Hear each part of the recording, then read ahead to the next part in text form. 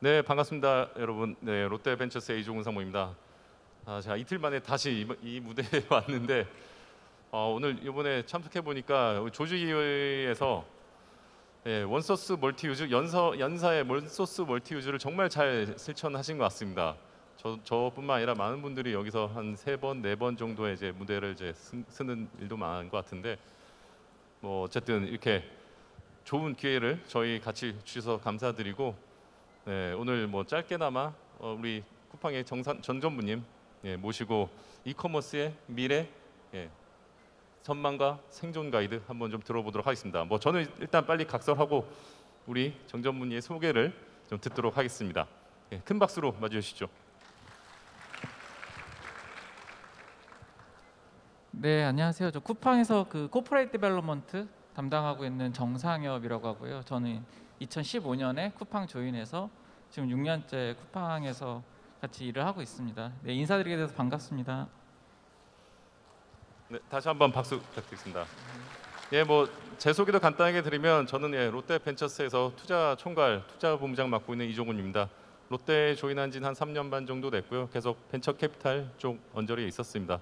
그리고 저희 롯데도 이제 커머스 쪽으로 많이 하다 보니 오늘 이 자리를 이제 저희는 오프라인 이때까지 오프라인 강자 그리고 온라인의 최고 강자 이렇게 같이 이렇게 조직위에서 좀 붙여놓은 것 같아요. 그래서 어떻게 보면 한편으로는 저희 롯데 입장에서도 온라인에서는 한 수 배워야 되는 쿠팡이거든요. 그 입장에서 저도 이렇게 하나 배우는 입장에서 좀 이렇게 자리를 갖도록 하겠습니다. 네, 저도 사실 이 온라인 쪽에는 저희 나이대 남자들이 온라인 쇼핑에 뭐 저도 그렇게 익숙하지는 아주 오히려 저희 와이프나 고2 애보다도 익숙하지 않은데 그 입장에서 사실 저도 어떤 질문을 해야 될지 저도 고민을 많이 하다가 업계에 이제 요 다음 세션을 준비하시는 분도 있지만 제가 업계 전문가들한테 많은 질문들 좀 받아왔어요. 그래서 그 중에서 몇 개를 좀 추려봤습니다. 뭐 키워드는 뭐 다 얘기할 수는 없어서 키워드로 보자면은 이제 물류 관점에서 그리고 온라인이 오프라인에 진출하는 것 그리고 퀵커머스 요즘 여러분들 퀵커머스 많이 아시죠? 그 3가지 키워드로 이제 저희가 얘기를 좀 간단하게 나눠보도록 하겠습니다. 네, 첫 번째 어떻게 보면 온라인이 계속 지속적으로 좀 성장을 하고 있고 많이 성장하지만 한편으로는 좀 그러니까 성장세가 좀 꺾인 건 아닐까. 그래서 한편으로는 이게 태초에 온라인과 오프라인이 있었다면 그런 어떤 평형점을 찾아갈 텐데 그런 온라인과 오프라인의 평형점은 좀 어떤 모습이고 지금은 그 평형점을 향해 가는 어느 단계일지 좀 약간 어려운 질문인데 좀 기대를 좀 해보겠습니다.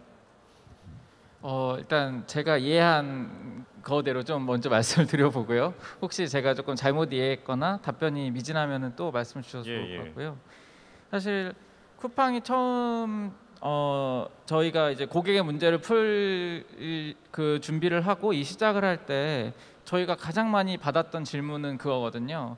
한국 시장이 너무 작은 거 아니냐.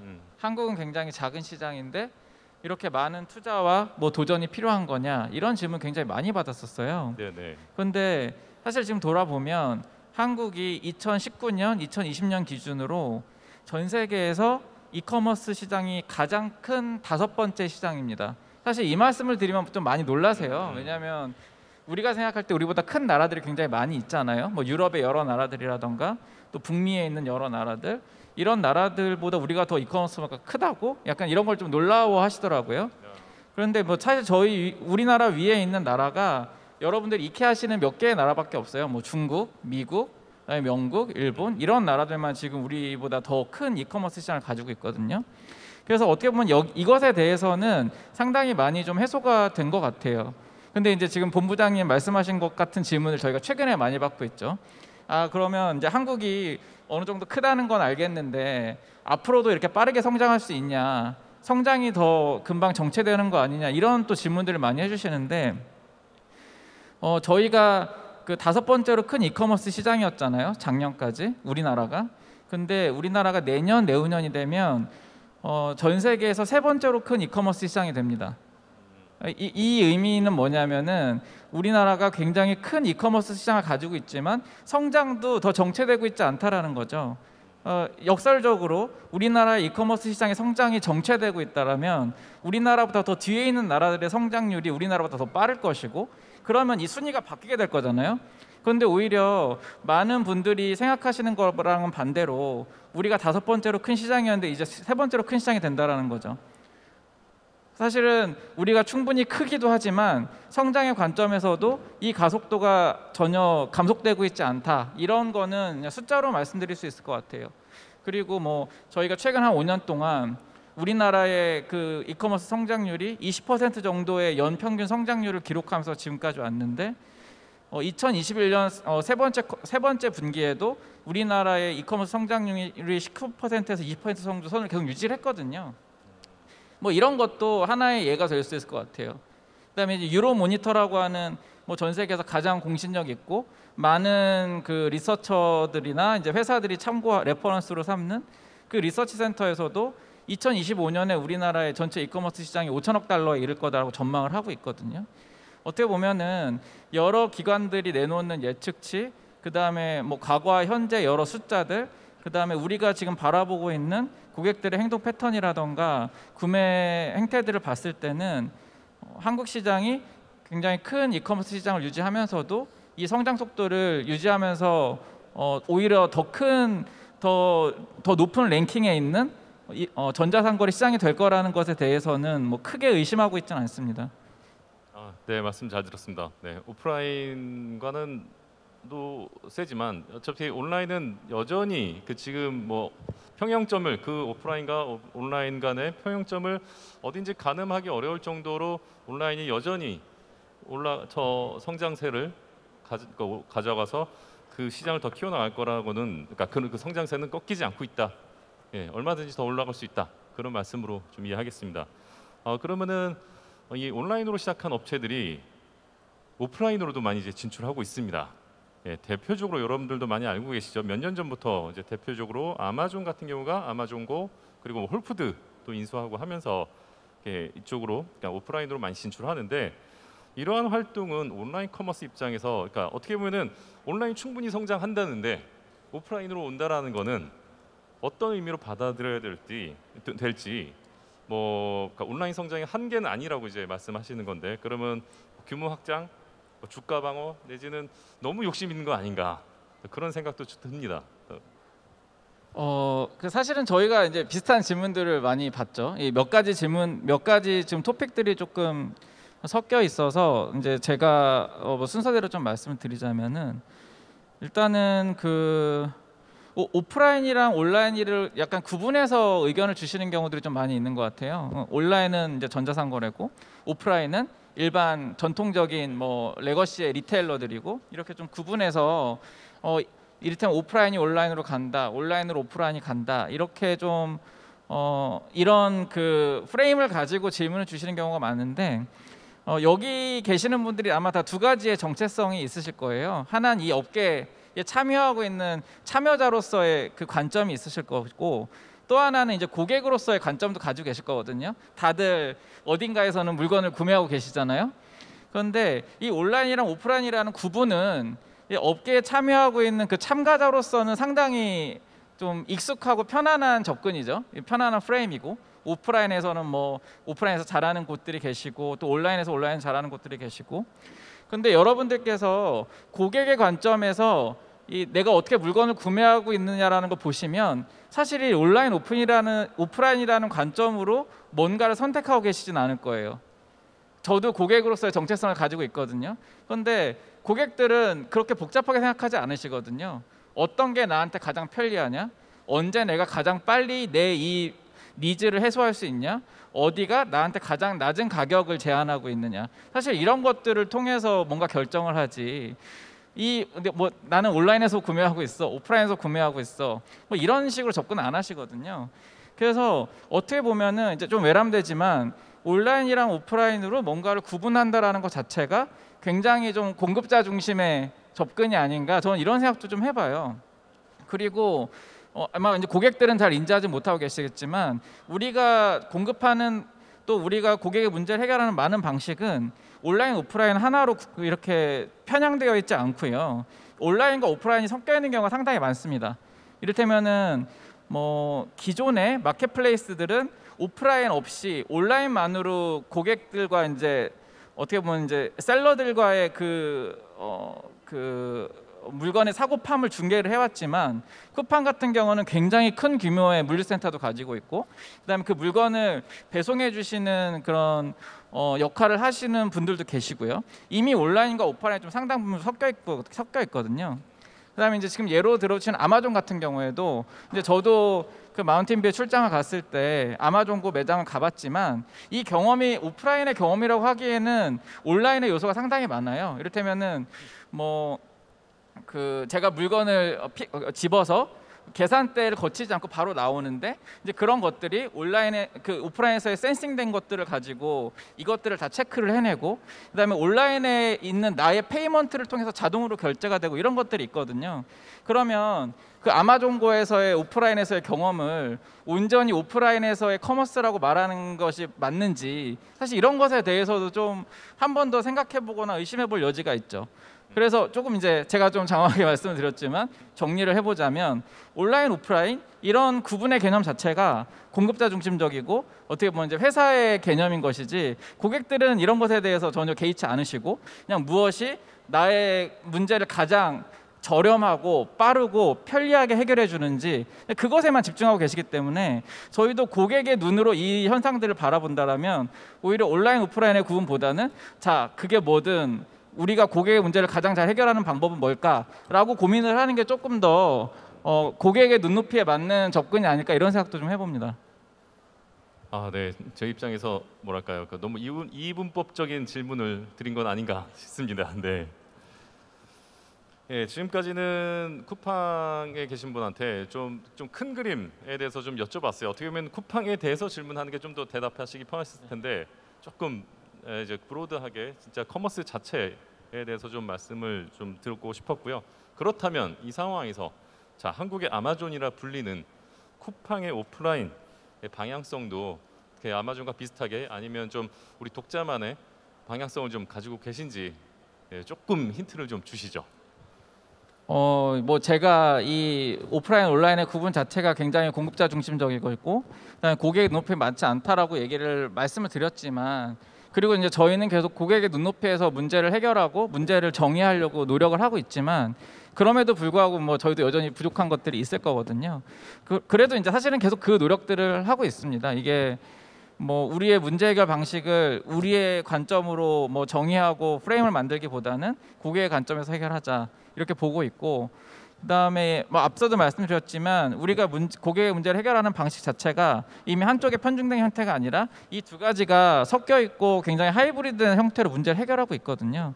그래서 이제 사실 질문하신 취지에 부합하거나 아주 정확한 질문은 아니겠지만 이미 저희가 온라인과 오프라인 각각의 영역에서 혹은 이 두 가지가 섞여 있는 방식으로 고객의 문제들을 많이 풀고 있기 때문에 뭐 이런 좀 더 어떻게 그럼 풀 건가에 대한 구체적인 것들은 조금 더 이제 기다려 주시고 지켜봐 주시면은 저희들이 자연스럽게 고객들에게 이 가치들을 제안 드리면서 또 보여드릴 수 있지 않을까 이렇게 생각합니다. 네, 답변 감사합니다. 그러면 앞선 답변과 지금 걸 좀 종합해 보면은 온라인에서 동떨어지지 않은 오프라인, 그렇죠? 오프라인과 또 동떨어지지 않은 온라인, 이렇게 어떻게 보면은 뭐 메타버스처럼 메타커머스 뭐 이런 식의 전략 아닐까, 이렇게 합쳐진 유기적으로 연결된 그런 커머스를 이제 추구하시는 거 아닐까 그렇게 생각합니다. 그럼 다음 키워드로 좀 넘어가 볼게요. 이커머스 쪽 이제 많은 업체들의 전략에 풀필먼트란 단어 그런 전략이 빠질 수가 없습니다. 최근에 들어서 특히 이커머스에서 풀필먼트는 뭐 미래라고 하기보다는 아예 이제 지금 현재 진행형인 중요한 이슈인데요. 뭐 예를 들어 쿠팡도 작년인가요? 뭐 제트 배송을 통해서 공식적으로 이렇게 3자 판매자 대상으로 이 서비스를 강화하고 있는데 쿠팡이 정의하는 풀필먼트는 뭔가 좀 어떻게 좀 다른가요? 그 부분에 대해서 좀 궁금합니다. 이제 답변을 드리기 전에 어떻게 보면은 고객분들이 쿠팡을 사용하시는 가장 큰 이유는 이제 뭐 로켓 배송, 뭐 새벽 배송 이런 것들일 텐데 저희가 왜 이걸 하게 됐는지를 먼저 좀 간단히 설명드리면 좋을 것 같아요. 저희가 처음에 이제 여기 계신 분들 중에 일부는 기억하실 거고 아예 그걸 모르시는 분들도 계실 텐데 사실 쿠팡이라는 회사는 이제 소셜 커머스라는 회사로 잘 알려져 있었거든요. 지금은 아무도 쿠팡을 소셜 커머스라고 하지 않죠. 근데 저희가 이제 소셜 커머스라는 비즈니스를 하는 회사로 알려져 있을 때 저희들이 항상 그 고민을 하잖아요. 아마 롯데도 마찬가지일 거고 고객들이 어떤 것 때문에 가장 고통스러워하시는지, 고객들이 어떤 문제 때문에 굉장히 화가 나 있으신지 저희들이 이걸 항상 관찰하거든요. 근데 저희가 굉장히 재밌었던 부분이 하나 있었는데 재밌었다고 말씀드리는 건 좀 적절하지 않겠죠. 굉장히 심각한 거죠. 고객들이 쿠팡에게 쏟아내시는 수많은 의견들 중에 60% 이상이 다 배송과 관련된 거였어요. 여러분들이 쉽게 생각하실 수 있는, 상상할 수 있는 그런 것들이겠죠. 이를테면은 잘못된 물건이 왔다, 내가 받은 물건이 파손됐다, 내가 받은 물건이 너무나 늦게 왔다, 약속한 일정에 물건을 받지 못했다, 혹은 아직 내가 물건을 받지 못했다, 뭐 이런 분들도 굉장히 많으셨고, 그 다음에 뭐 내가 물건이 마음에 들지 않아서 환불하고 싶은데 환불하기가 너무나 어렵다, 이거 뭐 이를테면 반환하고 돈도 되돌려 받아야 되는데 이것들이 되게 어렵다. 이렇게 굉장히 배송과 관련된 고객들의 고통과 불만이 전체의 절반을 넘어섰었어요. 그럼 고객들이 이것 때문에 고통스럽다라는 걸 저희가 인지했으니 이걸 해결해야 되잖아요. 근데 저희가 이거를 해결하기 굉장히 어렵다고 느낀 포인트가 이 물류와 배송과 관련된 모든 것들을 외부에 있는 파트너에게 의존하고 있었거든요. 근데 이제 뭐 사실은 친구 둘이 뭔가 약속을 잡거나 같이 동업을 하거나 할 때도 이 둘의 의견이 다른 경우가 굉장히 많잖아요. 둘이 생각하는 방식도 다르고, 이거를 이제 사업이라는 굉장히 복잡한 상황으로 가정을 해보면 훨씬 더 그런 이견이라던가 서로 다름이 컸겠죠. 특히 이제 뭐 여러 그런 물류 회사들이나 배송 회사들에게 쿠팡은 그냥 여러 고객 중에 하나의 고객사일 뿐인 거고, 기존에 유지하던 여러 프로세스라던가 절차들을 저희 때문에 다 바꿀 수가 없는 거죠. 그러다 보니까 저희는 그래서 어떻게 보면 저희가 이 배송과 물류라는 거를 우리가 직접 해야겠다라는 결심을 하게 됐어요. 그 물류와 배송을 직접 하겠다라는 건 굉장히 큰 결심이었죠. 엄청난 투자가 필요했었고, 실제로 당시에 회사의 외부에 있는 분들은 저희 굉장히 회의적이셨죠. 불과 1, 2년 전 기사만 검색해도 쿠팡 언제 망할까라는 기사들 굉장히 아마 쉽게 보실 수 있을 거고, 근데 저희가 굉장히 이게 어려운 도전이었던 거는 이런 의심의 시각이 회사 외부에만 존재하지 않았어요. 회사 내부에서도 우리가 이걸 해낼 수 있을까? 정말 이렇게 큰 투자와 큰 도전을 해낼 수 있을까? 이런 것들이 많았지만 결국엔 저희가 여기에 도전을 했고 어느 정도의 성취를 이뤘다고 지금은 좀 감히 말씀드릴 수 있을 것 같아요. 돌아와서 풀필먼트라는 관점에서 보면 저희의 접근은 똑같아요. 이를테면 이제 외부에서는 그런 질문들 많이 주시거든요. 이게 뭔가 더 수익 모델을 만들기 위한 거냐, 아니면 이제 쿠팡 상장했으니까 뭐 주가 부양하려고 하는 거냐, 뭐 이런 여러 가지 또 재밌는 또 의견들도 많이 주시거든요. 근데 저희가 한 번도 돈을 이를테면은 프로핏을 만든다, 혹은 매출을 키운다, 혹은 뭐 주가를 높여야 된다, 이런 거를 미션으로 가지고 일을 했던 적은 단 한 번도 없어요. 저희가 풀필먼트에 큰 투자를 하게 되고 또 한 번 도전을 하게 되면 그거는 단순히 고객의 문제를 더 해결하기 위한 거죠. 그러니까 여기 계신 분들이 아마 쿠팡에서 물건 구매하실 때 그 로켓 배송 그 버튼 눌러가지고 내일 배송되는 거 솔팅해가지고 구매하시는 경우 많이 하실 텐데, 사실은 고객들은 그렇게 빨리 오는 게 중요하죠. 그런데 그때 한 번도 그런 생각하면서 그 구매 버튼을 누르지 않으실 거예요. 이걸 쿠팡이 사입한 건가? 혹은 셀러들의 물건을 쿠팡이 대신 파는 건가? 아니면 이게 뭐 외국 직구인가? 아니 뭐 이런 것들 복잡하게 생각 안 하시잖아요.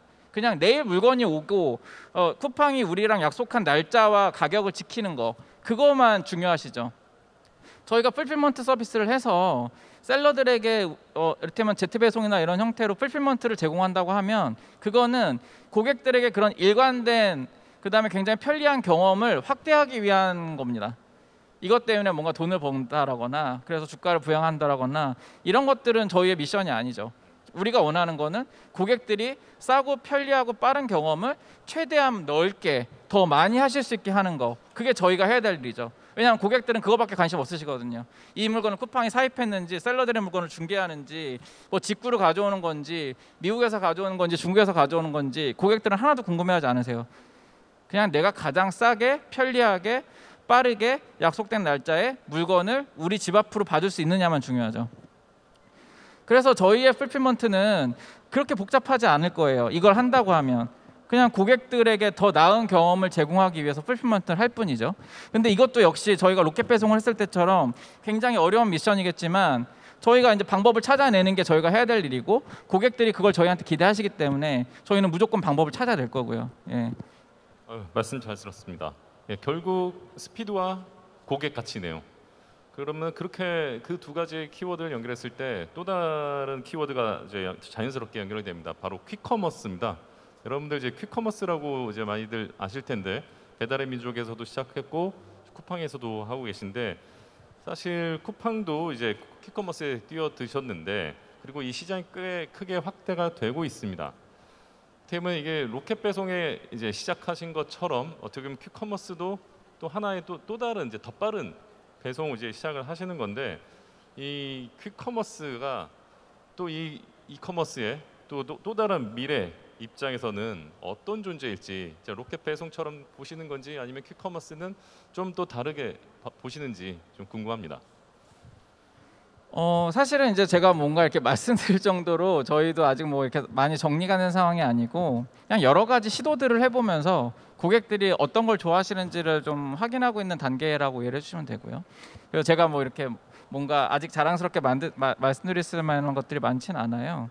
근데 이제 저희들이 발견했던 재밌는 건 이런 거죠. 쿠팡이 이길 배송을 했을 때 고객들이 진짜 열광하셨거든요.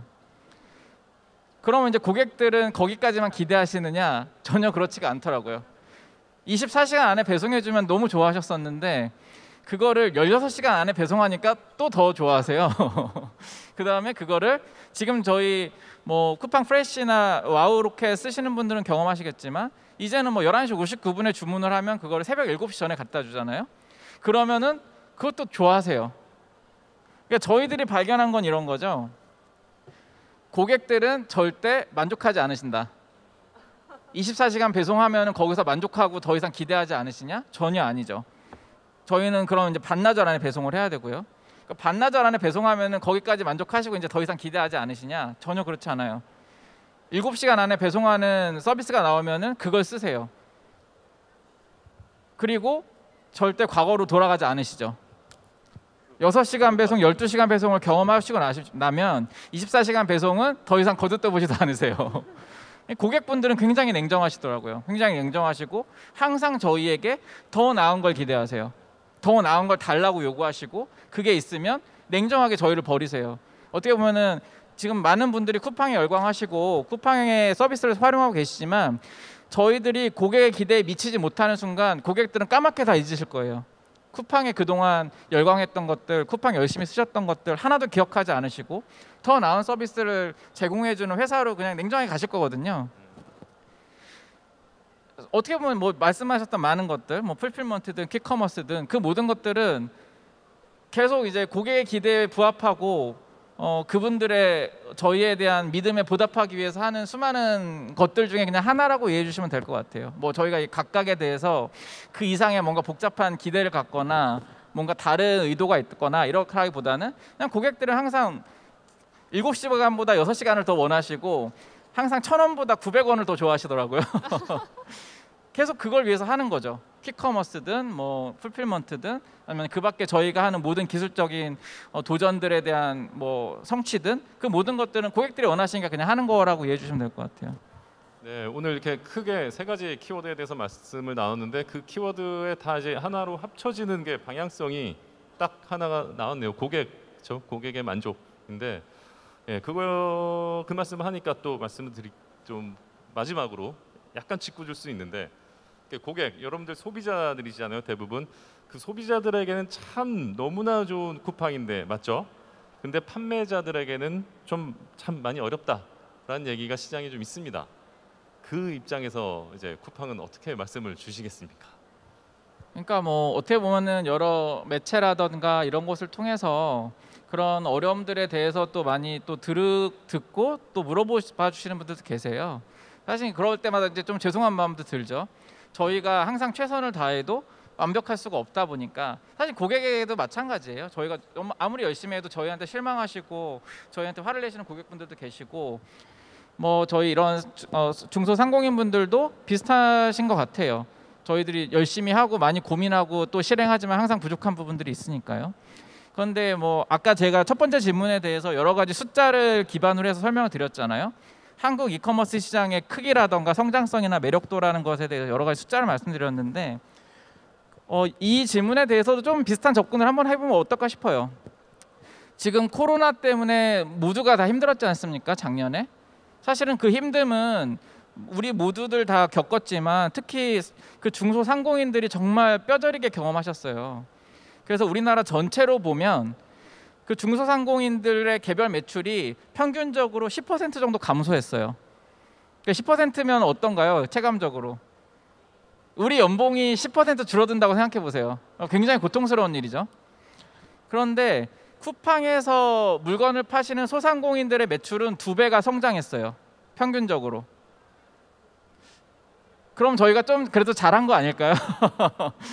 나라 전체적으로 중소상공인들의 매출이 10% 하락하는 동안 쿠팡에서 장사하시는 분들은 2배 평균적으로 더 매출을 늘리신 거죠. 그리고 뭐 이를테면은 작년 대비 올해 쿠팡에서 물건을 파시는 그 중소상공인들의 숫자도 거의 2배에서 3배 가까이 늘어났어요. 약간 이런 질문을 한번 드려볼 수 있을 것 같아요. 쿠팡에서 장사하시는 분들은 전국에 있는 여러 중소상공인들이 매출이 10% 떨어지는 동안 2배 이상 매출을 키우셨고 쿠팡에서 물건을 팔고 싶어 하시고 실제로 물건을 파시는 분들이 작년 이맘때보다 3배 가까이 늘어났어요. 저희가 정말 중소상공인들에게 정말 힘든 곳이고 그분들을 되게 고통스럽게 했으면은 그분들의 매출이 늘고 쿠팡과 같이 일하고 싶어하는 중소상공인들이 더 늘어나고 이런 것들을 설명하기가 정말 어려운 것 같아요. 예. 그래서 어떻게 보면 그럼에도 불구하고 저희가 부족한 것들도 있고 미진한 것들이 있지만 실제로 많은 중소상공인들이 쿠팡에 의존해서 사업을 더 확장하고 계시고 쿠팡을 통해서 사업을 확장하고 싶어하는 중소상공인이 점점 더 많아지고 있고 특히 전 국민이 굉장히 고통스러웠던 코로나 시국에서 오프라인이 완전히 프리징된 상황에서 온라인밖에 대안이 없을 때 쿠팡이 그분들에게 굉장히 의미 있는 채널이 되어 주었다. 이런 것들에 대해서는 좀 칭찬도 해주시고 인정도 해주시고 그러면 더 좋지 않을까 또 이런 의견도 한번 가져봅니다. 네, 여러분 네. 여기서 박수 한번 부탁드릴게요. 칭찬의 박수 한번. 네, 칭찬의 박수 한번 부탁드리겠습니다. 네. 네, 오늘 이렇게 여러 질문들 저희가 준비한 질문들에 대해서 그 쿠팡에서 직접 이렇게 얘기 들어본 적이 여러분들 드물죠. 쿠팡의 이제 핵심 임원분한테 이런 얘기를 이렇게 듣기 좀 어렸을 텐데 오늘 컴업을 통해서 이렇게 저도 좋은 말씀 많이 듣고 롯데도 많이 따라야 될 게 많습니다. 사실 쿠팡에 있어서는 온라인 입장에서는 그래서 저희 롯데도 좀 더 열심히 잘하는 계기가 되고 다 같이 우리나라 전체 온오프라인 커머스가 더 발전하는 계기로 됐으면 좋겠습니다. 오늘 이렇게 장시간 많은 질문에 대해서 꼼꼼히 대답해 주신 우리 정상임 전무님께 한 번 더 큰 박수를 좀 주시죠.